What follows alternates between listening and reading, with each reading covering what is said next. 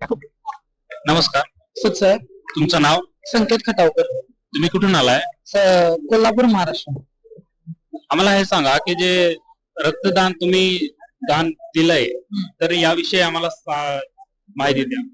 हे कसं आहे, रक्तदान म्हणजे आपल्या ह्याच्यात म्हणलं जाते की रक्तदान हे अनमोल दान आहे, जेणेकरून आपल्या रक्तांमुळे जर जो कोणी पेशंट वगैरे आजार आहे किंवा ज्याला त्या रक्ताची गरज आहे त्याला त्या गोष्टीची मदत होऊ शकते, त्याचा एखाद्याचा जीव वाचू शकतोय.